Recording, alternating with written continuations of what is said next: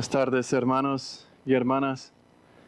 Mi nombre es Igor Díaz. Para los hermanos que no me conocen, soy misionero aquí en la iglesia y miembro también de la iglesia. Y tengo el privilegio de abrir las escrituras hoy con ustedes y seguir caminando en el tercer escalón de nuestra subida hacia una iglesia fuerte, madura, por una iglesia que pueda representar a Dios de forma gloriosa, sin mancha, en un mundo caído, en un mundo lleno de pecado y egoísmo. Para eso le quería invitarles a leer conmigo 1 Corintios, el capítulo 2. Y he dado el título a este sermón, La obra del Espíritu en la iglesia.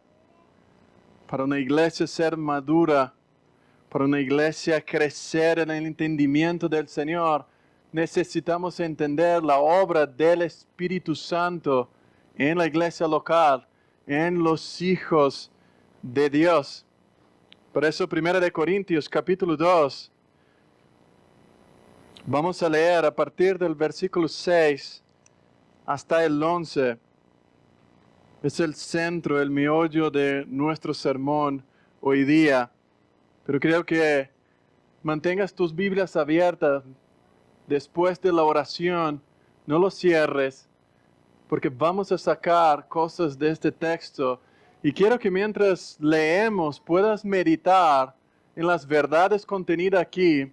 Y si puedes traer un cuaderno para apuntar dudas que haya en el texto, preguntas que resaltan y que quizás al final del sermón o durante la semana podemos conversar acerca del texto, que no se te olvide del pasaje, de las preguntas, pero apúntalo. Creo que hay algunos hermanos ya tienen la costumbre de hacer esto, de apuntar, así que te animo para que puedas apuntar las preguntas que tengan, los puntos en que entendiste o quizás no lo entendiste del sermón. Pero mientras leamos con atención y manténla abierta tu Biblia. La palabra del Señor dice así, 2 Corintios capítulo 2. El apóstol Pablo, escribiendo a la iglesia de los Corintios, dice: sin embargo, hablamos sabiduría entre los que han alcanzado madurez, pero una sabiduría no de este siglo, ni de los gobernantes de este siglo, que va desapareciendo, sino que hablamos sabiduría de Dios en misterio, la sabiduría oculta que desde antes de los siglos Dios predestinó para nuestra gloria. Esta sabiduría que ninguno de los gobernantes de este siglo ha entendido, porque si la hubieran entendido no habrían crucificado al Señor de gloria, sino que está escrito: cosas que ojo no vio, ni oído oyó, ni han entrado el corazón del hombre, son las cosas que Dios ha preparado para los que le aman. Pero Dios nos las reveló por medio del Espíritu, porque el Espíritu todo lo escudriña, aún las profundidades de Dios. Oramos. Padre, en esta tarde nos acercamos a ti con temor y temblor, pidiendo la ayuda de tu Espíritu, porque Él conoce las profundidades de tu corazón, Él conoce lo profundo de tu alma, y te lo rogamos, Señor, que nos haga entender. Te lo rogamos, Señor, que ilumine los ojos de nuestro corazón, de nuestra mente en esta tarde, para que podamos apreciarte, alabarte, comprenderte y reconocer tus maravillas, la obra de Cristo completa y suficiente en nuestro lugar. Que Cristo sea exaltado en esta tarde para tu gloria, en nombre de Jesús. Amén. Hermanos, en mi última exposición de 1 Corintios, había hecho algunas preguntas de modo de reflexionar acerca del texto, del pasaje, como cómo la cultura está afectando tu vida para tomar decisiones para cuidar de tu matrimonio, cómo la cultura o el sistema de pensar de este mundo, la cosmovisión del mundo, afecta tus decisiones. Y hemos visto que la cultura en Corinto ha afectado a este grupo de hermanos. La cultura que exaltaba el hombre, el ego, que exalta o que veneraba la conciencia individualista, había entrado en la iglesia a través de los hermanos y estaba dividiendo el grupo de creyentes allí en Corinto. Una iglesia donde los hermanos buscaban sus propias necesidades, su protagonismo en la oratoria, en la forma de predicar, en el estilo oratorio de expresar la palabra del Señor. Una iglesia donde las preferencias personales estaban por encima del amor los unos para con los otros. Y la autoestima era el ídolo que estaba en el corazón de cada hermano y hermana. Una iglesia donde estaban demasiados posesivos con las cosas pequeñas y demasiado despreocupados con la grandeza de Dios. Demasiado defensores de sus intereses personales y demasiado ignorantes de la voluntad de Dios para la vida de la iglesia. Por eso en esta tarde quiero dar un siguiente paso y algunas preguntas de modo de reflejar o de reflexionar lo que el apóstol Pablo quiere decir a nosotros en estos 16 versículos que vamos a meditar. Para que una iglesia sea madura, en el sentido de la palabra completa, que no le falte ningún don, que no le falte nada, Pablo nos va a hablar acerca de la sabiduría. Y mi pregunta a ti es, ¿de dónde viene la verdadera sabiduría y cómo es? ¿Cómo conseguimos la sabiduría de lo alto para vivir como hermanos? ¿Ignoras la sabiduría de Dios si el mundo te dice que es una tontería? ¿Ignoras lo que Dios exalta como verdad y sabiduría solo porque el mundo está diciendo que esto es una locura, está ultrapasado? ¿Te encuentras escuchando la sabiduría del mundo aún o incluso cuando Dios o cuando tú sabes que Dios dice que es insensata? Pones tu cabeza, tu corazón, tu mente para aprender una sabiduría que terminará, que pasará, que es limitada, a en vez de poner toda la diligencia para buscar la sabiduría de lo alto, que es eterna. ¿Y cuánto tiempo te dedicas cada día escuchando el mundo y la sabiduría de este mundo? Y rechazas y dejas de escuchar la sabiduría de Dios en su palabra. Pero ¿cómo harás para cambiar este estilo de vida, para buscar más la sabiduría del Señor y menos la sabiduría del mundo? Bueno, para esto el apóstol Pablo te va a ayudar y nos va a ayudar en nuestro contexto aquí en Madrid a ver que él ha escrito una carta a un pueblo donde la sabiduría filosófica estaba en preeminencia, donde Aristóteles era el centro o el Dios para estas personas.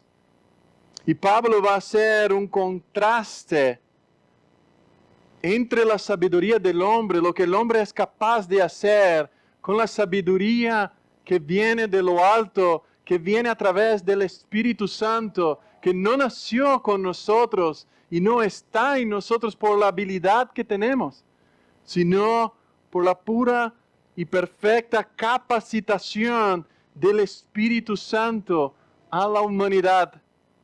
Como dijo mi profesor de filosofía, Él hasta escribió un libro acerca de la inteligencia humillada. Y él va a decir en su libro, una inteligencia humillada no significa en absoluto la aniquilación del intelecto, sino la sincronización o la armonía del intelecto humano con las escrituras. Nuestra fuente infalible de conocimiento de Dios, creador del cielo y de la tierra, es su palabra. Por esto sería un error decir o rechazar toda la sabiduría del hombre o toda la sabiduría del mundo. No es lo que Pablo está haciendo aquí. No está diciendo para nosotros rechazarlo, porque esto sería rechazar el propio Espíritu Santo, que capacita a los hombres, que da entendimiento filosófico hasta la humanidad. Pablo no está haciendo esto, pero es justamente este tipo de madurez humillada que es fundamental para la unidad de la iglesia. Pablo no está diciendo que vienes a Cristo y deja tu cerebro en el hogar o en el mundo. Es lo que muchas iglesias están haciendo, lavando el cerebro de las personas para que no piensen. No es lo que Pablo está haciendo. Pablo quiere que los hombres entiendan qué es la verdadera sabiduría. Si queremos ser una iglesia fundamentada y mostrada a través de la palabra de Dios y mostrar la gloria de Dios a este mundo, necesitamos ser creyentes sabios. Hombres que entiendan las escrituras y la puedan poner por obra.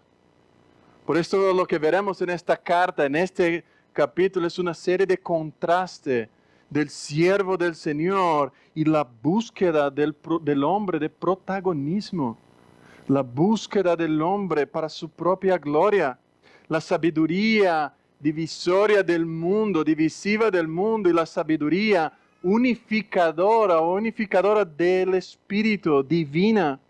Pablo está demostrando, irá a demostrar a sus lectores el contraste de la sabiduría del mundo, que es vana, que es necia, y que por lo tanto trae desacuerdo, divisiones, rivalidad, intrigas, grupos, que son el resultado de un corazón carnal, no regenerado por el Espíritu. Pero en contraste, la sabiduría divina, que es Cristo mismo, su obra redentora en la cruz, ella pone las cosas en sus debidos lugares. La sabiduría que viene de lo alto da valor a lo que es debido y equilibra nuestra forma de vivir y ver el mundo. La sabiduría divina trae madurez, discernimiento, humildad, amor, honor, gracia, paciencia, comprensión, unidad en la verdad y, encima de todo, reverencia, servicio y gloria a Dios. Encima de cualquier cosa, la sabiduría que viene de lo alto manifiesta eso. ¿Quieres ver una iglesia sabia? Es una iglesia que demuestra todos este carácter. Por eso llamamos en Gálatas el fruto del Espíritu. ¿No es el fruto de la iglesia? ¿No es nuestro fruto? El fruto de la iglesia. Por eso en el primer capítulo, lo que hemos visto en el contexto del capítulo 2, el hombre se concentra en la sabiduría humana para conocer a Dios. Lo que esta iglesia estaba haciendo es buscar en la sabiduría de los hombres, en la virtud de los hombres, para alcanzar el Dios eterno, el Dios todopoderoso. Y por eso se estaban desviando los corintios a través de la adulación a la inteligencia y la virtud de los hombres. Pero Pablo va a recordar a estos hermanos que el mensaje sobre Jesús, sobre Cristo y el crucificado fue lo que transformó su vida, lo que abrió sus ojos lo que transformó su carácter. Hemos visto que la iglesia de Dios, construida por la voluntad de Dios y no por la voluntad de los hombres, un pueblo que fue separado del mundo para vivir en comunión con Dios y separado del pecado, que ya no vive más para sí mismo. Este es el llamado de las personas que están afuera a venir y a vivir para el Señor, para purificarse en una relación de compromiso, obediencia y responsabilidad con Dios y su palabra. Por eso hemos visto que en el versículo 4 del capítulo 1, Pablo empieza dando gracias a Dios por este pueblo. Y él no solo da gracia, pero también pide que la gracia y la paz venga sobre este pueblo. Es la gracia y la paz de Dios que nos ayuda a vivir en armonía, que nos ayuda a vivir en comprensión los unos por los otros.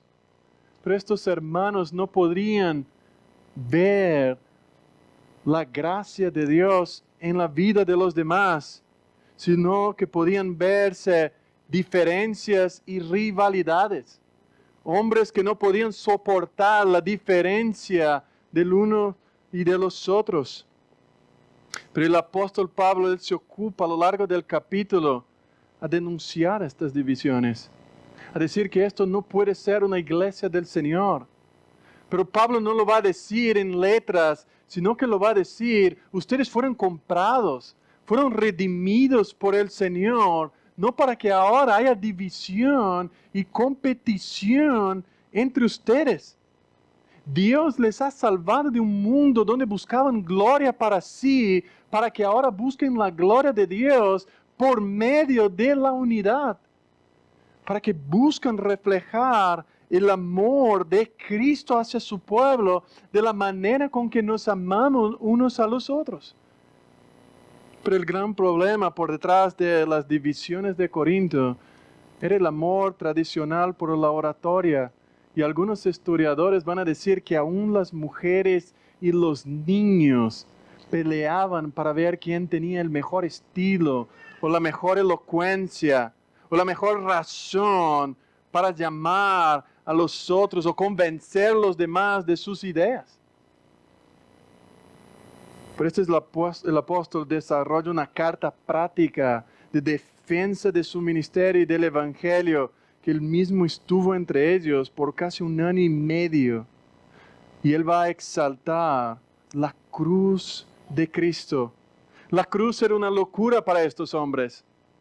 La cruz era un absurdo, un mensaje insensato, algo fuera de la lógica humana. No pueden encajar en una mente no regenerada. Los oyentes del evangelio, dice Pablo, se dividían en 2 clases. Primero estaba aquellos, los que se pierden, dice Pablo. No solo porque es seguro que perecerán, sino porque se hallan en un estado de perdición fuera de Cristo. Cuando predicamos el evangelio a una persona, él estará en estas 2 posiciones, o en los que se pierden o en los que se salvan. O él es de aquellas personas que rechaza a Dios con todas sus fuerzas desde que nace hasta el final de su vida, o es de aquella persona que cuando predicamos y divinamente el Espíritu Santo le transforma, y estos son los llamados que se salvan, no solo porque es seguro que se salvarán, sino también porque se hallan en un estado de salvación. El verbo está en el presente activo del Espíritu Santo por medio del Evangelio, trabajando activamente en nuestras vidas. Si empezamos creyendo en el Señor, la evidencia que seremos y somos hijos de Dios es que vamos a terminar nuestra carrera creyendo y arrepentidos. Es aquí donde entramos en nuestro segundo capítulo. Y Pablo va a empezar a corregir el entendimiento de estos hermanos acerca de la verdadera sabiduría. Y yo espero que esto sea para nosotros también una forma de entender y rechazar la sabiduría que no me lleva a Cristo, la sabiduría que no puede exaltar a Dios, y buscar la sabiduría verdadera, la que exalta al Señor y que me hace entender más acerca de Él. Por eso mi primer punto en esta tarde es la forma y el carácter en que el apóstol Pablo predica a Cristo.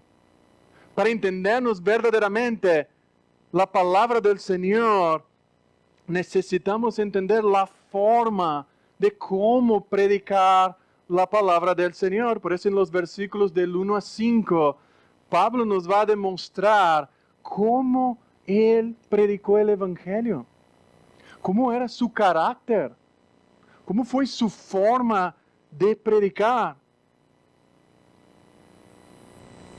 Pablo va a decir a ellos, miren el versículo 1, así que hermanos, cuando fui a ustedes para anunciarles el testimonio de Dios, no lo hice con palabras elocuentes ni sabias, ni fui con excelencia de palabras o sabiduría, más bien al estar entre ustedes me propuse no saber ninguna otra cosa, sino a Jesucristo y de este crucificado.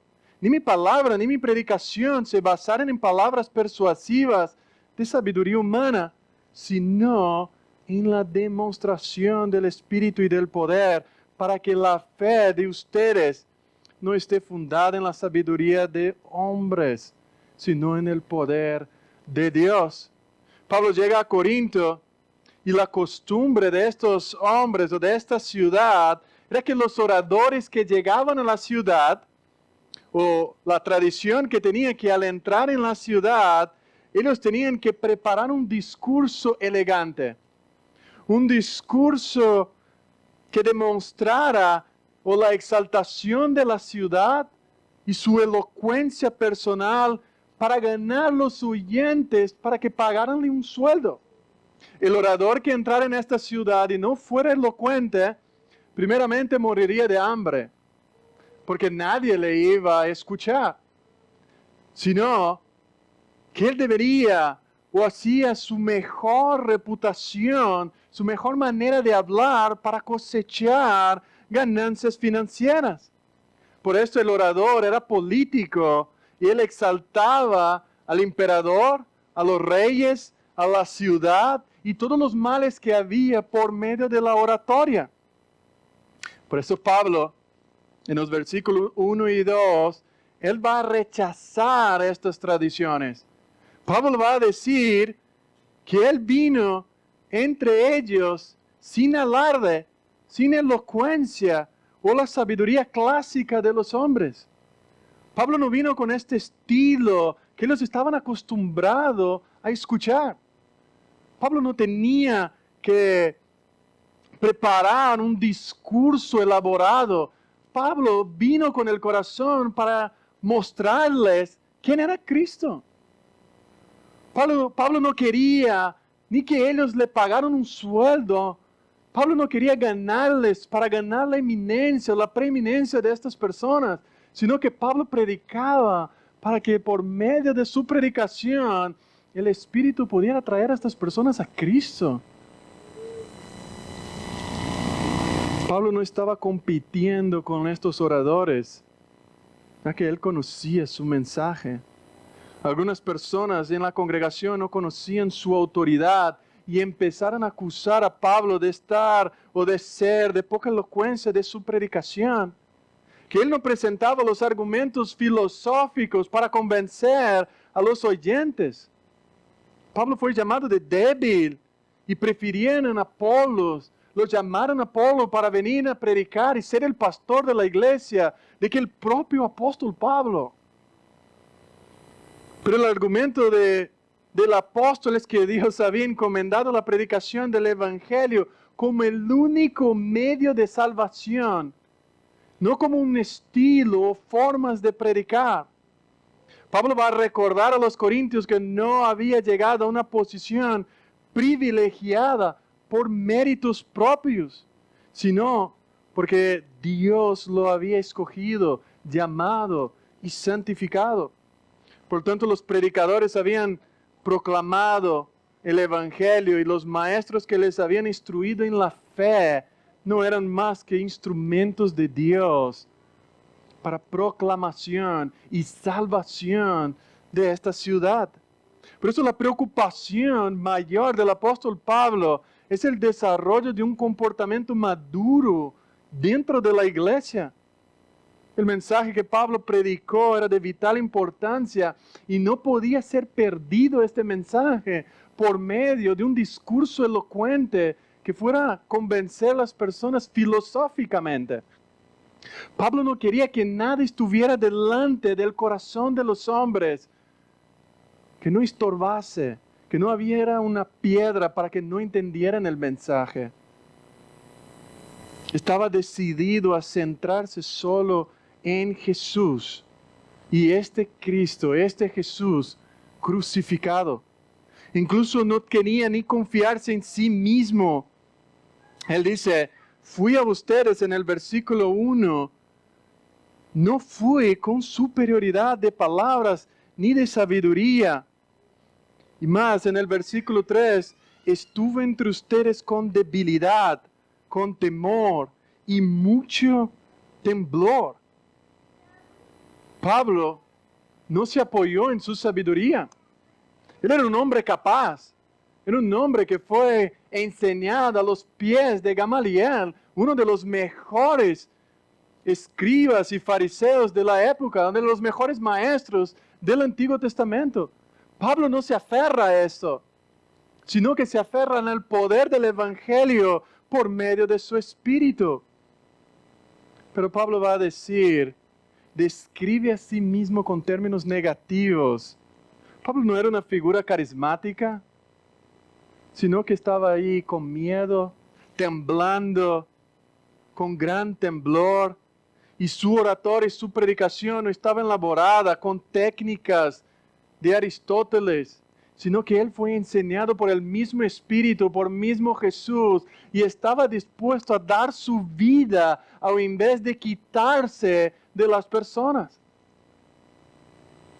Pablo estaba siendo juzgado por los espectadores que no tenían argumentos lógicos. Pablo no estaba convenciendo a las demás personas de Corinto a venir a la iglesia. Y quizás tú puedes pararte ahora y preguntar, quizás no vienen más personas aquí en la iglesia porque no tenemos mejores predicadores. Los hermanos que están aquí hablan mal el español. Los hermanos que están aquí, uno habla muy alto, otro tarda mucho, 1 hora y 15 cada sermón, el otro habla menos. Quizás estamos buscando formas de cómo atraer personas a la iglesia y no descansamos en el mensaje que puede atraer a los hombres a Cristo. Pablo estaba interesado en que los hermanos comprendieran la verdad del Evangelio a pesar de su simplicidad. Pablo no estaba dispuesto a vender el Evangelio barato para que la gente comprara el mensaje. Solo se preocupara de que la gente entendiera su sabiduría. Y no admitía que Dios pudiera encarnarse. Estos hombres filosóficos decían, es imposible que Dios se encarne, que muera en una cruz. Los conceptos teológicos no podían encajar en una mente que está buscando gloria para sí mismo. Pero hermanos, Pablo no está diciendo que él no quería convencer a estos hermanos. Después de demostrar la obra del Evangelio, no podía basarse en la característica de los corintios. Pablo expone que tampoco podía fundamentarse en él.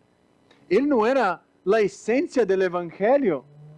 Pablo era solamente un instrumento para presentar al Dios que se hizo hombre y murió en una cruz y resucitó al tercer día. Él va a decir en los versículos 1 y 4 que él no vino con excelencias de palabras ni de sabiduría humana. Pablo no intentó usar un estilo convencedor, persuasivo. para atraer las personas. Pero Pablo no estaba en contra de la filosofía, ni tampoco de la sabiduría. Lo que él decía es que la sabiduría o la filosofía del mundo no puede salvar a los hombres. Cualquier que sea su valor dentro de su propia esfera y para sus propios fines, es peor que inútil cuando sustituimos el Evangelio por una sabiduría humana. Pablo no quería que la sabiduría fuera desterrada de las escuelas de filosofías en Grecia, sino que Pablo quería que quitaran la filosofía del púlpito, que la palabra de Dios fuera predicada simple y pura como fue revelada. Pablo va a usar que los muertos entierran a sus muertos. Jesucristo lo va a decir eso. Porque no pueden impartir vida. Aunque alguien venga aquí y sea lo mejor orador que tú jamás has escuchado, pero si no predica las Escrituras, no traerá vida y vida eterna. El verdadero fundamento de la fe no es la razón, sino el testimonio de Dios acerca de sí mismo. Pablo dice, hermanos, yo fui a ustedes en el versículo 1 proclamando el testimonio de Dios, no de sí mismo. Y este testimonio era lo que Pablo predicaba a Cristo. No como un maestro, no como un ejemplo, no como un hombre perfecto. Pablo no predicaba a Cristo como un nuevo punto de partida para el desarrollo de la raza humana. Pablo no predicaba a Cristo como el nuevo filósofo de la época, sino que presentaba a Cristo y a este crucificado. Escándalo para los gentiles, locura para los judíos. Este Cristo que murió por nuestros pecados. Cristo murió como propiciación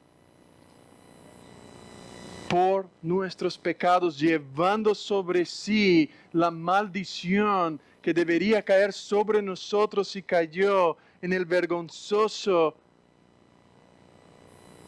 cruz del Calvario. Por eso la sustancia del mensaje de Pablo, en otras palabras, no estaba orientada a recibir la aprobación de los seres humanos, sino la aprobación de Dios. Para Pablo, sería fácil argumentar con los corintios acerca de convencerles de que, o apelar de la superioridad del cristianismo sobre el paganismo. Sería fácil para Pablo dar evidencias divinas que se encuentran en las profecías del Antiguo Testamento y que fueron cumplidas en Cristo. Sería fácil convencer de la necedad de la idolatría, del absurdo de los ritos y de las ceremonias paganas. Sería fácil para Pablo hacerlo eso. Pero Pablo no quiso saber de eso cuando llegó a este local, a esta ciudad. Lo único que se propuso saber es que la evidencia de Cristo debería ser proclamada, entendida y transformada la vida de los hermanos. Pero mira, tú puedes decirme, pero Igor, yo he leído el libro de Hechos y encuentro en Hechos, por ejemplo en Hechos 19:8, que Pablo dice, durante 3 meses, Pablo estuvo yendo en la sinagoga y allí predicaba sin ningún temor y trataba de convencer a sus oyentes acerca del reino de Dios. Mira, hay una contradicción en la Biblia. ¿Por qué Pablo está diciendo que él no usó de palabras superiores para convencer a estos hermanos, sino que él fue con debilidad? Pero el mismo Hechos 18 y 19 va a decir que Pablo discutía en la sinagoga todos los días de reposo, tratando de persuadir a judíos y a griegos. ¿Está Pablo contradiciendo sus escritos? No. Lo que Pablo está rechazando es de persuadir a la gente de manera equivocada. Es de persuadir o convencer a la gente por su manera de hablar, por el mensaje que ellos están hablando, por el estilo y no por la sustancia del mensaje. Pablo no quería que los corintios estuvieran tan fascinados con su estilo o encantados por su oratoria o discurso, sino que Pablo está diciendo que ellos deberían entender el mensaje. El poder o la transformación está en el mensaje, no en el estilo de que la persona está. Para que la fe, dice en el versículo 5, para que la fe de ustedes no descanse en la sabiduría de hombres, sino en el poder de Dios. El hombre que se convierte de la forma como sus predicadores le predican el mensaje, tienen que vivir apoyados o descansando en estos predicadores.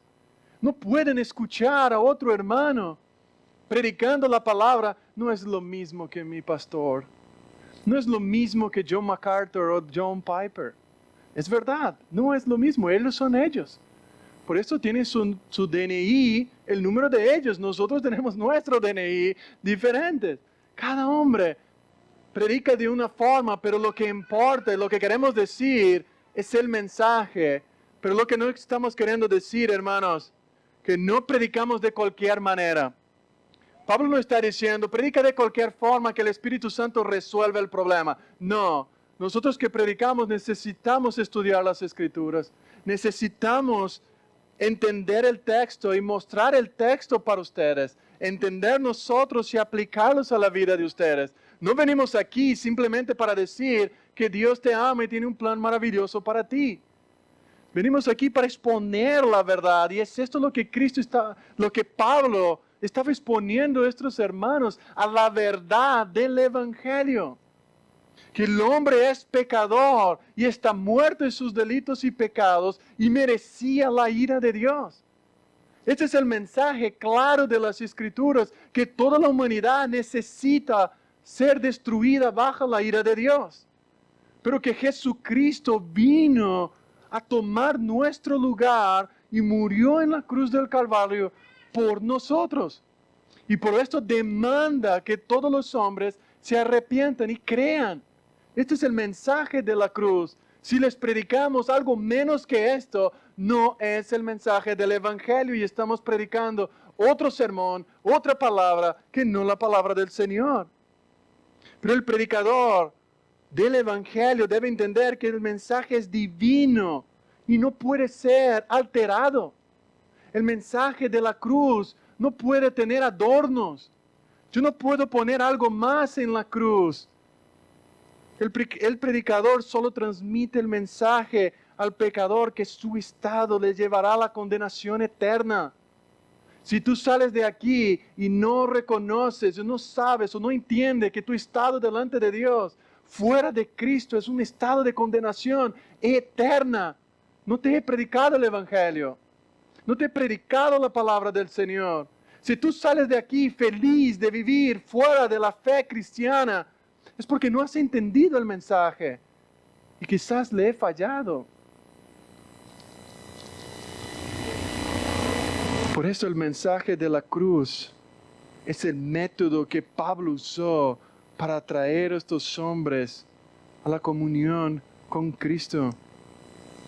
El estado de ánimo de cualquier uno de nosotros, de los predicadores, no debe ser de confianza en sí mismo. No vengo aquí porque he estudiado demasiado este texto y sé cómo convencerlos a creer en Cristo. Vengo aquí confiando en el Espíritu Santo, que mientras yo interpreto correctamente la palabra del Señor, Él trabaja en tu corazón, transformando tu incredulidad en fe. Y que pongas tu confianza en Él. Por eso el éxito del Evangelio, del evangelismo, no depende de la habilidad de nosotros, no depende de la oratoria nuestra, sino de la demostración del Espíritu. Por eso, hermanas o hermanos que están aquí, que tienen familiares no convertidos, quiero animarles que descansen en el mensaje de la cruz. La salvación de tus familiares no está en cómo lo va a convencerles, a mostrarles que la idolatría de ellos están equivocados, están muertos. no lo puedes dar vida. Tú no lo puedes arrancar el corazón de ellos. Este es el mensaje que lo va a cambiar. Por eso te trae descanso. Quizás a tus esposo o esposa que no son cristianos, descanses en el poder del Evangelio. Prediques el Evangelio con amor y hágalo como Spurgeon. Y dice a las demás personas, si tú vas al infierno, vas conmigo agarrado en tus rodillas y porque tú quieres, y lo pasará por encima de mi cadáver. ¿Es esta la forma como amas a los incrédulos? ¿Es esta la forma que quieres traerlos? Amigo que nos visitas, te quiero decir claramente que estás en total condenación si no te arrepientes y crees en Cristo. Este es el mensaje que Dios nos ha demandado predicar, que el hombre que no pasa por la cruz del Calvario y se arrepiente y cree en aquel hombre crucificado que murió en la cruz pero que resucitó el tercer día, estarás condenado. Pero quiero decirte que hay perdón, hay redención de pecados en Cristo. Ven a Él hoy y hoy tendrás salvación. Hoy puedes estar en la vida eterna por medio de Cristo. En segundo lugar, en los versículos 6 al 9, Pablo va a hablar de la verdadera sabiduría. La sabiduría de lo alto. Él va a decir en el versículo 6, sin embargo, entre los que han alcanzado la madurez, sí hablamos con sabiduría, pero no con la sabiduría de este mundo, ni de los gobernantes, los cuales perecen. No es la sabiduría de este siglo que Pablo está predicando, ni de los gobernadores de un mundo moribundo, porque los gobernadores de este siglo nunca han entendido la sabiduría de Dios. Dice Pablo, por si hubieran entendido, no hubieran crucificado el autor de la vida. El apóstol quiere decir que el Evangelio, aun siendo locura para los griegos, era la más elevada sabiduría para los que habían sido verdaderamente iluminados por el Espíritu Santo. Los que consideran la doctrina de Pablo como locura no eran niños en Cristo, ni inmaduros, sino que no eran regenerados. Los sabios de este mundo, por consiguiente, aquellos para quienes esta sabiduría era un escándalo, no es que eran inmaduros, es que no eran convertidos. Pablo va a hablar de los que han alcanzado madurez. Pablo no está hablando de clases o niveles de hermanos dentro de la iglesia. Algunos teólogos van a decir que Pablo va a decir que él solo estaba predicando para una clase de hermanos en la iglesia de Corinto. Pablo va a decir, esto es un absurdo. Estoy predicando a la iglesia en general. Y los maduros para el apóstol Pablo son aquellos que fueron iluminados por el Espíritu. La falta de madurez existe cuando los creyentes no viven de acuerdo con la sabiduría concedida a todos los creyentes. Todos los creyentes tienen acceso a la misma verdad y a la misma sabiduría de la cruz. Y por tanto, todos los que se salvan, es decir, todos los que son transformados por el Espíritu Santo, los llamados y transformados por el Señor, son espirituales y son maduros. Necesitan trabajar, necesitan crecer. Por eso Pablo nos va a decir que esta sabiduría se manifiesta en tres formas. Primeramente, la sabiduría es de Dios, no es la sabiduría de los hombres. En el versículo 7 él va a decir, sino que hablamos sabiduría de Dios. En segundo lugar, es una sabiduría misteriosa y oculta. Él va a decir en el versículo 7, la sabiduría oculta que desde antes de los siglos Dios predestinó para nuestra gloria. Lo que Pablo está hablando es una sabiduría que estaba oculta desde antes de la fundación del mundo hasta Cristo. Y en tercer lugar, él va a decir un sistema de verdad que Dios desde la eternidad había determinado revelar para salvar su pueblo. En el Antiguo Testamento tú puedes ver los hombres creyendo que podrían salvarse por guardar la ley, por guardarse o por obedecer al Señor, pero aún así esperando al Mesías que vendría. Pero esta sabiduría no es una sabiduría de este tiempo, es una sabiduría que distingue de esta presente y mala edad. Es la sabiduría que fue manifestada a los hombres y que fue anunciada por los apóstoles en Cristo Jesús. Esta es la sabiduría que hablamos.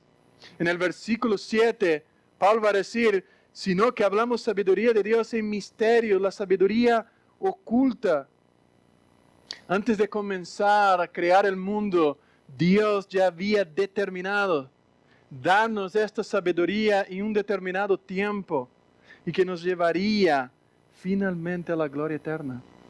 Esta es la sabiduría que Pablo quiere decir a los cristianos en Corinto. Mira, lo que estoy revelando a ustedes, la sabiduría de la cruz, es lo que estaba guardada por siglos y siglos desde antes de la eternidad. Y ahora yo lo estoy desvelando delante de ustedes para vuestra salvación, para vuestro crecimiento. La verdad de Dios no es observable ni por ojo, ni por oído. Por muchos instrumentos sofisticados que utilizamos, no lo podemos mostrar esta sabiduría. Es una sabiduría que viene de lo alto. El silencio divino se rompe con la revelación de Cristo. Por eso Él va a decir en el versículo 9, como está escrito, las cosas que ningún ojo vio, ni ningún oído escuchó, ni han penetrado en el corazón del hombre, son las que Dios ha preparado para los que le aman. En ocasiones este versículo es muy mal entendido. Pensamos que lo que Pablo está diciendo aquí es que las glorias que esperamos en la presencia de Dios, que seamos trasladados a eso. Que Dios está diciendo que cosas que ojo no vio ni oído oyó están preparados para nosotros. Es como si Dios aún nos va a revelar algo que Él ya no ha revelado en su palabra. Estamos pensando, hemos interpretado este texto malamente, como si Dios aún estuviera preparando algo para revelarnos. Pero Pablo va a decir que este es el contraste de la verdadera sabiduría. Lo que los ojos no habían visto, ni los oídos oído, era lo que Él hizo en la cruz del Calvario por nosotros. Pablo había dicho que predicaba esta sabiduría oculta y que ninguno de los príncipes de este mundo conocía, enseñaba. El apóstol presenta a menudo la idea de que el plan de redención, el plan de cómo salvar a los hombres estaba oculto y por tanto los hombres estaban intentando salvarse por sí mismos. Y ahora Pablo revela el plan de Dios a los corintios, a nosotros, y tenemos esta revelación. Ya no está más oculto, ya nos fue revelada. Por eso mi tercer punto, hermanos, del versículo 10 al 16, es que no puede ser debidamente conocida la sabiduría de Dios aparte del Espíritu Santo. Nadie puede abrazar las doctrinas de Dios, el Evangelio, aparte de Dios. Dice Pablo en el versículo 10, pero Dios nos la reveló a nosotros por medio del Espíritu, porque el Espíritu lo examina todo, porque el Espíritu todo lo escudriña, aun las profundidades de Dios. Es lo mismo que Jesús dijo en Mateo 11:25. En este momento Jesús dijo, te alabo Padre, Señor del cielo y de la tierra, porque estas cosas las escondiste de los sabios y de los entendidos y las revelaste a los niños. La segunda verdad principal que la iglesia de los Corintios tenían que asimilar era que el mensaje venía de Dios y estaba basado en su sabiduría. Tenían que ser instruidos por el Espíritu Santo. Para eso Pablo va a usar el texto de Isaías, para hablar de cómo Dios nos las reveló. Pero aquí no está diciendo Pablo nos reveló a la iglesia. Cuando Pablo dice en el versículo 10, pero Dios nos las reveló, está hablando a los apóstoles.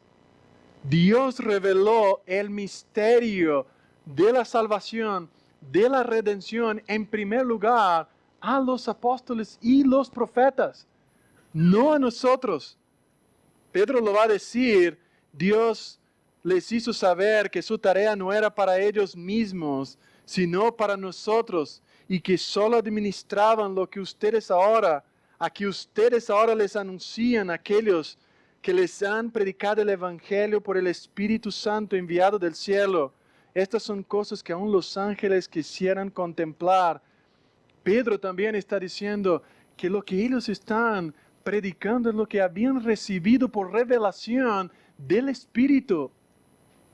No es que Dios de una manera mística estaba revelando cosas a la iglesia de los Corintios.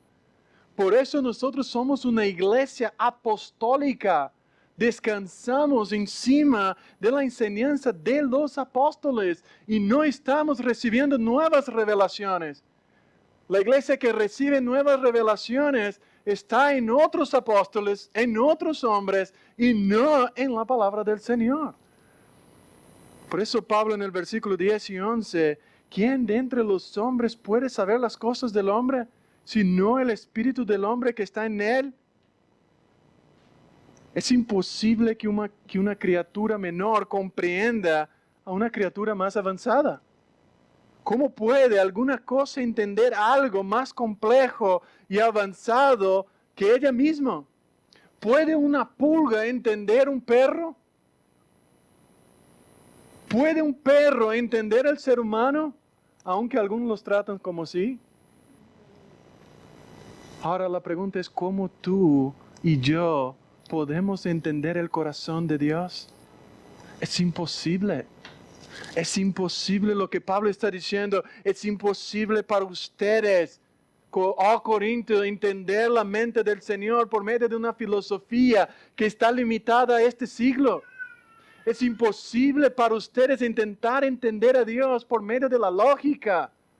Él es soberano, Él es eterno, Él es omnipresente, está en todos los lugares, en todos los momentos. ¿Cómo lo comprendes? Por eso, un teólogo va a decir, lo semejante solo puede ser conocido por uno semejante. Por eso Pablo va a decir en el versículo 14, y este es el punto de este tema, de esta carta, del capítulo 2, pero el hombre natural no acepta las cosas del Espíritu de Dios, porque para él son necedad, y no las puede entender. Hermanos, las personas sin espíritu son personas literalmente natural. Rechazan lo que el Espíritu Santo enseña, porque lo requiere en un examen espiritual. En cambio, el hombre espiritual cuestiona todas las cosas que son enseñadas por el Espíritu. El hombre espiritual puede entender. Gruden va a decir que nuestra naturaleza, el carácter interno, que es la esencia de quienes somos como personas, es pecaminoso.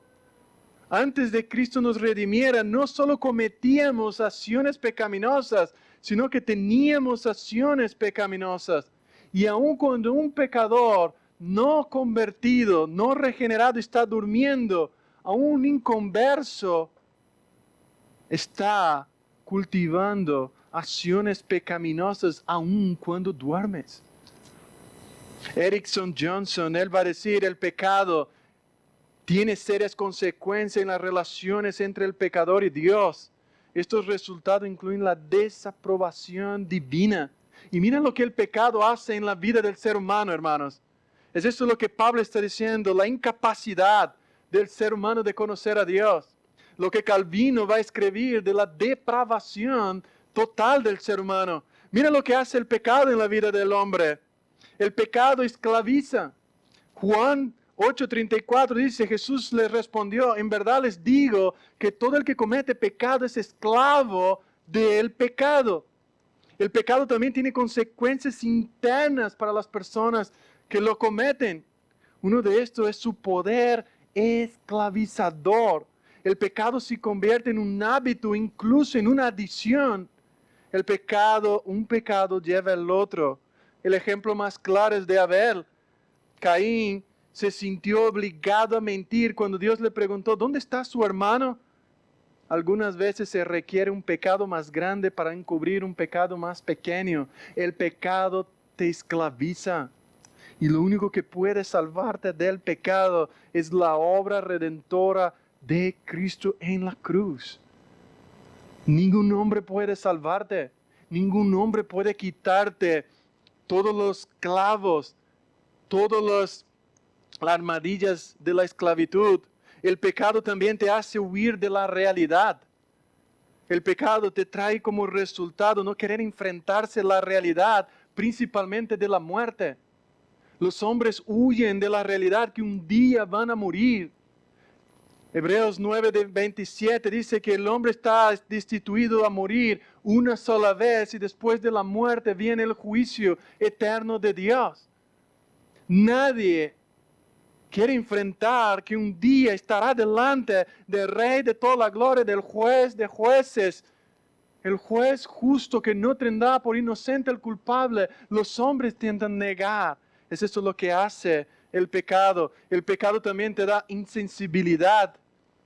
A medida que pecamos y rechazamos las evidencias de Dios, vamos respondiendo cada vez menos a los avisos de nuestra conciencia. Cuanto más tú pecas, más cauterizada, una capa dura se hace en tu corazón y más te aleja de Dios y te acerca al pecado. Pablo va a decir esto en 1 de Timoteo capítulo 4. Cuanto más pecamos, vivimos personas egoístas. Es eso lo que hace el pecado. El egoísmo resulta del pecado. De muchas maneras el pecado se vuelve hacia uno mismo, que se confirma con prácticas. Llamamos la atención sobre nosotros mismos y nuestras buenas cualidades y logros. Minimizamos nuestros fallos y buscamos favores especiales y oportunidades de la vida, queriendo ventajas sobre los demás. Esto es lo que hace el pecado. Esto es lo que estaba haciendo la iglesia de Corinto y quizás algunos de nosotros aquí.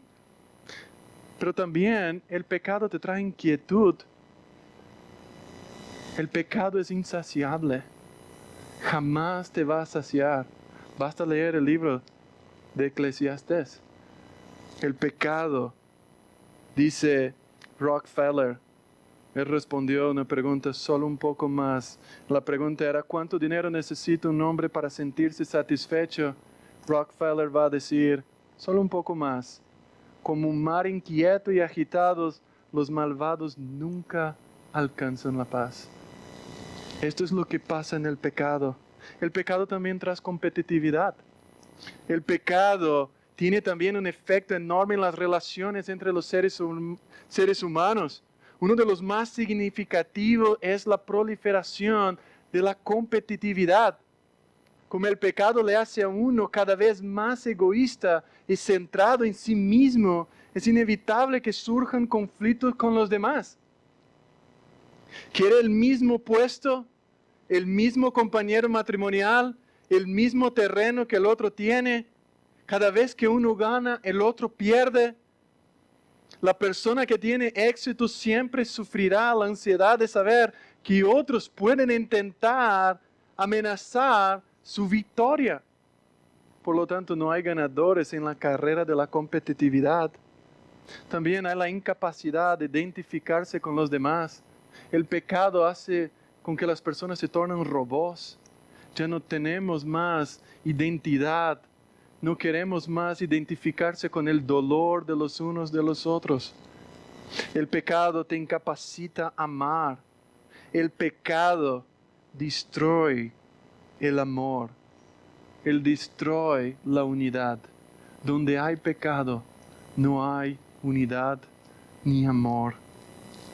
Por eso, lo único que puede revelar esto es el Espíritu Santo. Lo único que puede traer nosotros a entender es aquel que habita con el Dios Todopoderoso, que una de las personas de la Trinidad y que revela la sabiduría de Dios, que es la fuente del conocimiento, que revela lo más profundo, lo más íntimo del corazón de Dios. Por eso los hombres deben abandonar sus recursos propios y buscar la ayuda divina para entender quién es Dios. Y podemos definir la obra del Espíritu Santo de la siguiente manera. La tarea del Espíritu Santo es la tarea de manifestar la presencia activa de Dios en el mundo.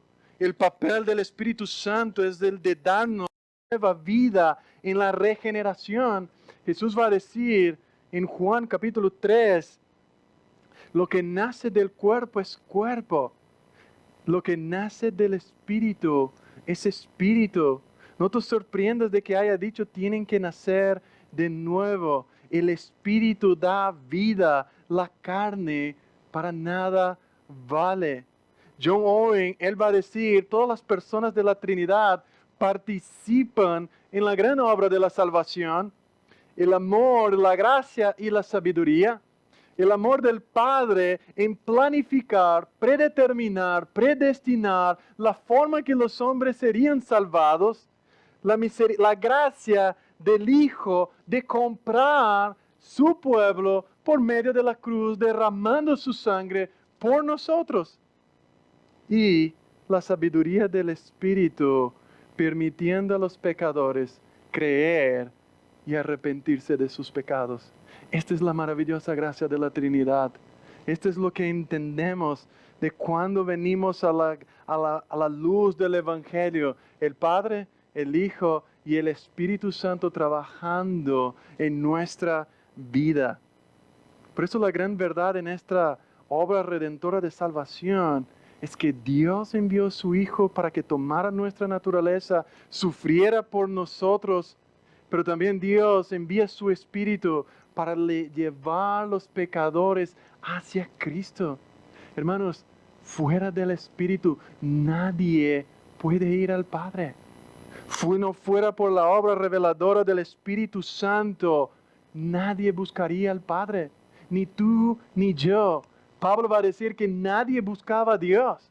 Ninguno de nosotros, al revés, nosotros corríamos descarriados rumbo a la muerte eterna. ¿Y quién nos llamó? Fue el Padre. ¿Quién nos redimió? Fue el Hijo. ¿Y quién transformó nuestro corazón? Fue el Espíritu. Y el Espíritu Santo es el agente de transmisión y comunicación de la Trinidad. El primer paso de su revelación es la revelación. El Espíritu ha revelado los secretos del Padre para sus profetas y apóstoles. Nadie más recibió estas revelaciones. La revelación de Dios es solamente para los apóstoles y profetas. Pero en segundo lugar, la transmisión de la verdad de Dios por parte del Espíritu también se llama inspiración, que también fue solamente para los profetas y apóstoles. Ellos fueron inspirados por Dios para redigir, para escribir las palabras que hoy tenemos en nuestra mesa. La palabra de Dios, inspirada por el Espíritu Santo, fue a los apóstoles. Nosotros no somos inspirados. ¿Qué es la tercera obra del Espíritu? Su transmisión de las verdades de Dios es a través de la iluminación. Nosotros creyentes somos iluminados. Y esta es una obra diferente. Nosotros recibimos la revelación de los apóstoles, la inspiración de los apóstoles y profetas, y somos iluminados para entender, comprender las verdades que estaban aquí. La palabra de Dios es para todos los creyentes, pero debes entender algo, y Pablo está diciendo bien claro a los corintios, solo fue revelada a los apóstoles y a los demás escritores de la Biblia. no fue revelada a ustedes, oh Corintios, que se jactan por vuestra manera de hablar. Si ustedes quieren jactarse, yo mucho más, Pablo va a decir en los capítulos posteriores. Juan 14:26 va a decir, Jesús diciendo a los apóstoles, pero el Consolador, el Espíritu Santo, os enseñará todas las cosas y os recordará todo lo que he dicho. Esta es la obra del Espíritu Santo. Su iluminación es para todos los creyentes, para todos los regenerados. La iluminación viene a través del Espíritu. Y es por eso que Pablo va a orar en Efesios que el Espíritu ilumine la mente de estos creyentes.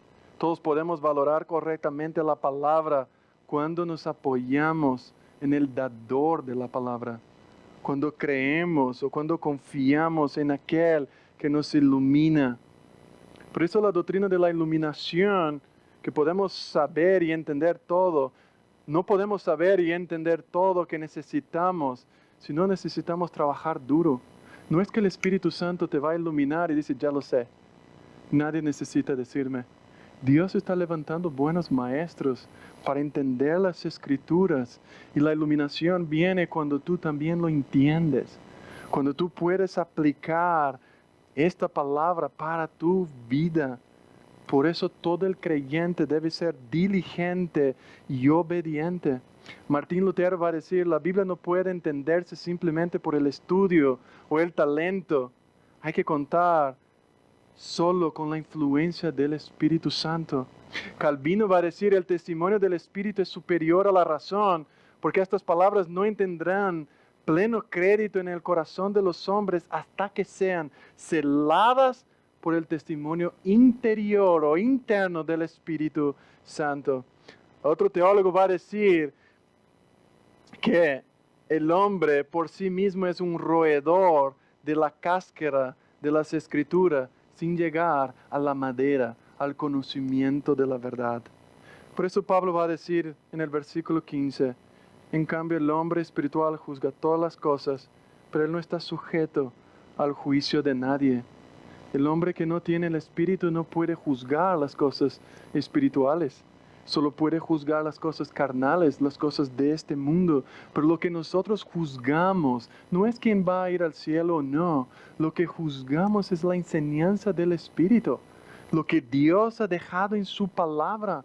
Lo que Dios ha determinado. Y cuando alguien interpreta incorrectamente, nosotros podemos juzgarlos y decir, la verdad no es así. La verdad está establecida aquí y en estos 66 libros. Por eso él termina diciendo, ¿quién ha conocido la mente del Señor? ¿Quién le instruyó? ¿Quién fue el consejero de Dios?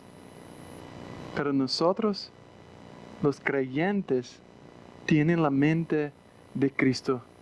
Los cristianos tenemos la mente del Señor y por eso podemos reflejar al Señor. ¿Cómo estos corintios iban a reflejar al Señor si estaban divididos entre ellos? Si estaban luchando por Pablo, por Apolos, por Cefas, no podían. Pero Pablo va a decir, ustedes tienen la mente del Señor, sus mentes fueron iluminadas, tienen la revelación del Espíritu. Por eso quiero terminar, hermanos, diciendo, ¿cómo la cruz de Cristo está cambiando tu manera de ver el mundo? ¿Cómo la sabiduría de Dios a través del Espíritu Santo te está cambiando la manera de abordar este mundo? Si todavía te sientes esclavo por el pecado, dominado por el vicio, clama hoy mismo por la ayuda del Espíritu Santo. Pide ayuda de los líderes de la iglesia. Si hay algún pecado que te esclaviza, que no puedes liberarse, viene el Señor. Clama por ayuda. Está yendo a la fuente de sabiduría eterna que es el Espíritu para crecer en el conocimiento de Dios, conocer al Señor y amarle como Él se lo merece. Antes de que te esfuerces en los estudios de la palabra, en la devoción, ruega al Consolador que te ilumine tus ojos para ver las maravillas de Cristo. Clame al Espíritu Santo que participe de tu vida, ilumine tus ojos y abra tu corazón para no solamente amar a Dios, pero también amar su pueblo. El hombre que es iluminado por el Espíritu no es solo un hombre que entiende la palabra, es un hombre que vive la palabra del Señor. Para que la iglesia de Corinto fuera una iglesia madura, necesitaría vivir en obediencia a la palabra del Señor. Y esto es lo que somos llamados.